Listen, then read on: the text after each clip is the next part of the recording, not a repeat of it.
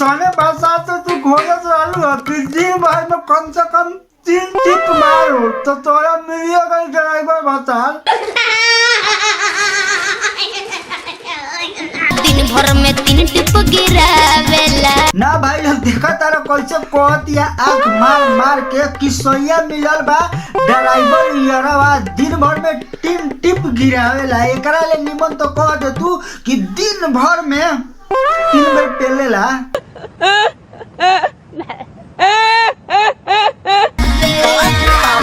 का खाला लंड खाला तोरा मालूम नहीं के सालवा उहे ना खा ले सालवा एकर जवानी ऐसन में कि 3 टिप का हम तो रहती तो 4 टिप चुरा देती एकरा में।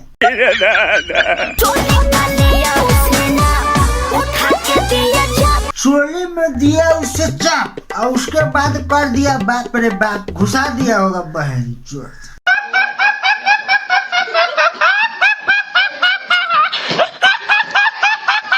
खबर बताव ससुरारा के ही एगो भौजी है जेकरा से ओकर यार पूछता कि तोहर जे ससुरा में गइल बारू वहाँ मन खुश रखेला, तू बहुत खर्चालू बारू, हम तोरा पर बहुत खर्चा करत रही। तो उ कहतिया कि हमार भतार 3 बेर पेलेला। हाय भौजी कहतिया कि टंगड़ी उठा के करे हैया मारेला हमर सैया बहिन चोद। इहवा सरवा सबके यही प्रॉब्लम बा। एगो हई भौजी है हेकरा से मिलो हई भौजी का कहतिया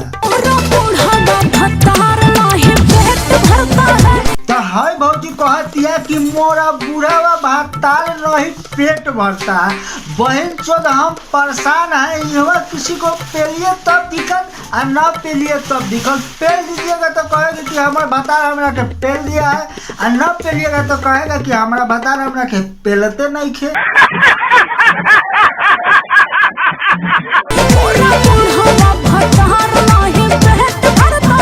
मेरा बुढ़ावा भतार नहीं पेट भरता है। जब तुम्हारा शादी हुआ था तुम्हारे आंख में लंड पेला हुआ था। जब बुढ़वा भतार से तुम्हारा मन नहीं भरता है तो ये देख रहे हो कितना पकड़ पकड़ इसका ऊपर से निचला ले बाहर जाता है। तो तुम उसे शादी काहे के लिए किया? तुम्हारे माई बाप के आंखवा में लाल पेलल था जो ऐसा बुढ़वा भतार से शादी किया। सारा तो तोरा बापों से ज्यादा उम्र का था तो तोरा बाप मतारी के साला ऐसा तो हो नहीं सकता है कि मतलब कि बाप मतारी ऐसा लड़का से शादी करा दे। लड़का का सारा बुढ़वा है अपना मन पसंद से क्यों होता है खड़ा करके चेक करना चाहिए ना। ऊपर से नीचे सारा बुढ़वा लौक रहा है। एक मौगा होता है तो उसको पता नहीं चलता, लेकिन ये तो साफ साफ पता चल रहा है कि इसके टावरे नहीं है। ये तुम इसके साथ गाना मनाने खातिर शादी किए हो। भाई लोग आज का पेला पाली यहीं पर समाप्त करते हैं। आई होप कि ये पेला पाली आपको पसंद आया होगा।